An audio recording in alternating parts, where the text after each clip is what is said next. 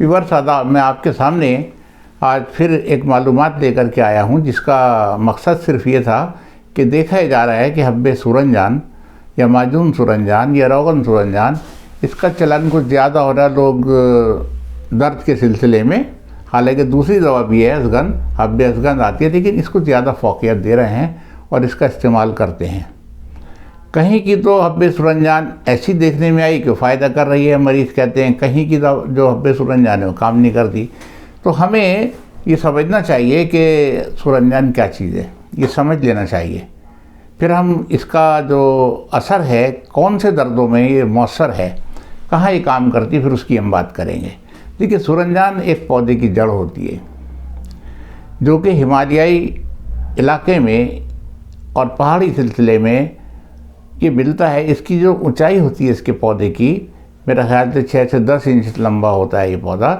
और इसकी जो पत्तियां होती हैं वो दोधारी होती हैं और जो फूल निकलता है बड़ा खूबसूरत होता है। वैसे तो इसके फूल कई रंग के देखने में आते हैं, गुलाबी भी होता है, सफ़ेद भी होता है, लेकिन जर्द रंग का फूल सूरनजान के ऊपर होता है, जिसमें फूल की 6 पंखुड़ियाँ होती हैं और बीच में जो इसके स्टिग्मा होता है, उसका क्लस्टर होता है, ज़ाफ़रान में स्टिग्मा पाया जाता है, उसको लाते हैं, फूल में से स्टिग्मा निकालते हैं। असल में इसकी जो जड़ होती है, जैसे राइज़ोम बोले या जड़ बोले, वहाँ से इसको पौधे को जो है न्यूट्रिशन मिलता है और वही जड़ जो होती है उसी को सूरनजान कहा जाता है। सूरनजान 2 किस्म की होती है, एक सूरनजान तल्ख और एक शीरी, मीठी सूरनजान और कड़वी सूरनजान, यूँ समझिए आप। इसको इंग्लिश में कॉल्चिकम कहा जाता है। इसी का सफ़ूफ बनाकर या माजून बनाकर या और दवाओं में इसको इस्तेमाल किया जाता है, दूसरी दवाओं के साथ साथ दर्द के सिलसिले में। अब हमें देखना यह है कि हम जो सूरनजान इस्तेमाल कर रहे हैं वो हमने सही ख़रीदी है, ज़्यादा पुरानी तो नहीं है। जो हमें सूरनजान तल्ख चाहिए या सूरनजान शीरी चाहिए, ये वही सूरनजान है, दूसरी तो नहीं है। इसका इंतखाब करना और उसको समझना और उसकी शनाख्त का होना बहुत ज़रूरी है। इसके जो जुज़े मौसरा हैं, जिन्हें अल्कलाइड्स बोलते हैं, एक्टिव, वो आजकल बहुत इससे लिए गए हैं और उनकी रिसर्चेस सामने आई हैं। बहुत सारे इसके अल्कलाइड्स हैं। फॉर एग्ज़ाम्पल, आजकल जो एंटी इन्फ्लेमेटरी एंड एनाल्जेसिक यानी दाफ़े इल्तिहाब और मुसक्किन दर्द जो दवाएं हैं, उसके साथ उनको कंबाइन किया जा रहा है।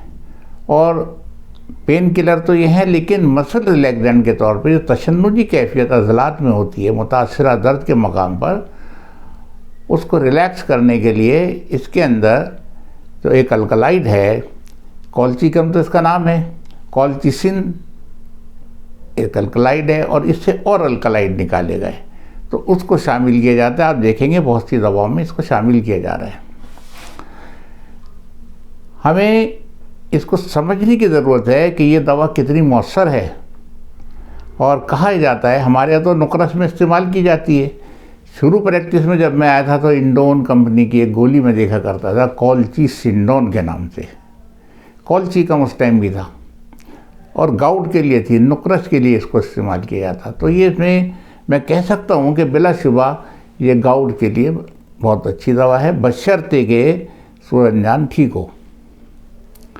गाउट देखिए एक ऐसी बीमारी है कि जिसमें बहुत तकलीफ़ होती है।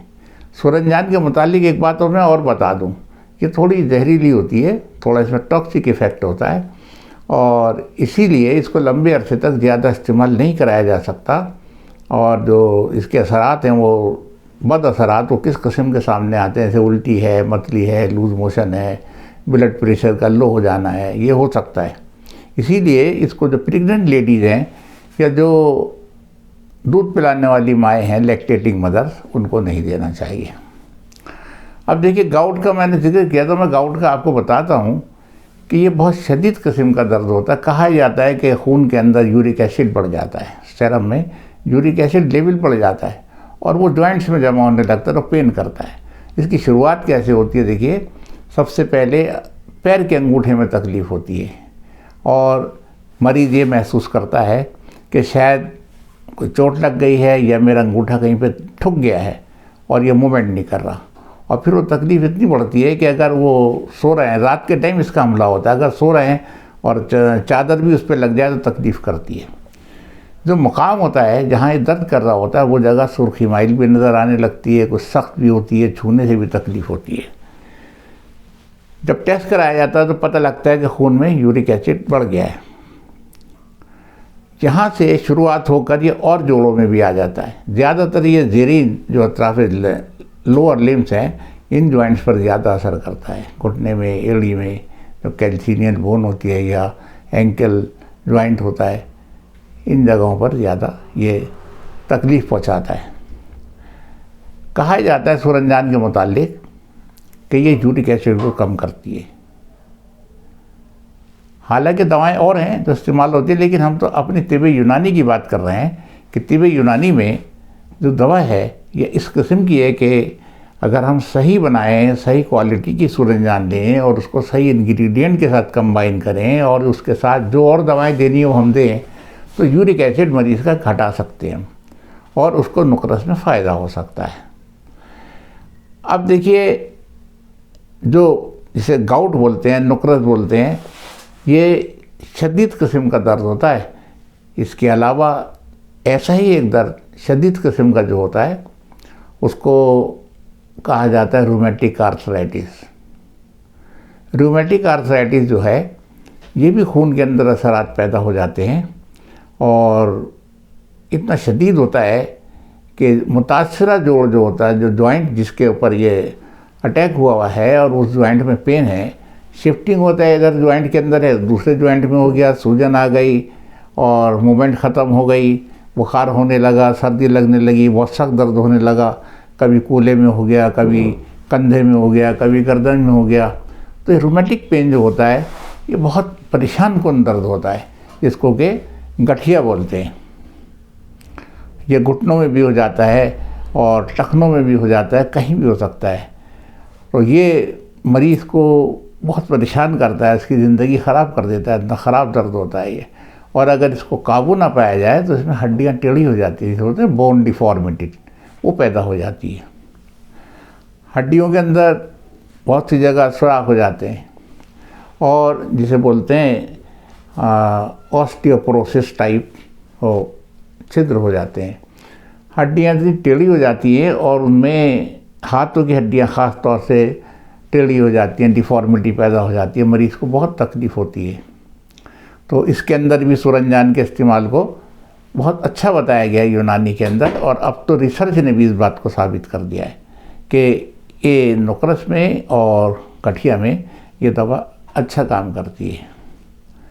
अब हमें इन चीज़ों से फ़ायदा उठाना चाहिए। तहकीकात हमारे सामने आ रही हैं, जो मुताले हम करते हैं और उससे हमको मालूमात होती है, उस पर भी ज़ोर देना चाहिए और मालूमात से इस्तिफ़ादा करना चाहिए और दवा की शनाख्त के ऊपर, शनाख्त अदविया के ऊपर दस्तरस हासिल करनी चाहिए कि जिससे हम शनाख्त कर सकें कि दवा ठीक भी है या नहीं। इसकी जो शक्ल है इस्तेमाल करने की, वो हब्बे सूरंजान गोलियों की शक्ल में है, माजून सूरंजान माजून की शक्ल में है, या रोगन सूरंजान मकामी तौर से लगाने के लिए है। इस दवा को इस्तेमाल करने के लिए कभी भी सेल्फ मेडिकेशन नहीं करनी चाहिए, क्योंकि ये थोड़ा पॉइजनस होती है। जो क्वालिफाइड तबीब है उसी के मशवरे से और मुकर्रर वक्त के लिए जितना वो टाइम बताएं, आपको ये दवा करनी चाहिए, क्योंकि इसके साथ और भी दवाएं शामिल की जा सकती हैं।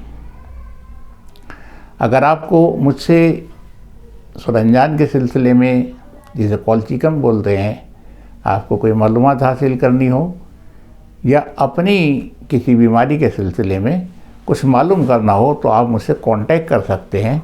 मेरा कांटेक्ट नंबर 01140109555। वीडियो को लाइक करें, चैनल को सब्सक्राइब करें और अपने व्यूज़ लिखना ना भूलें।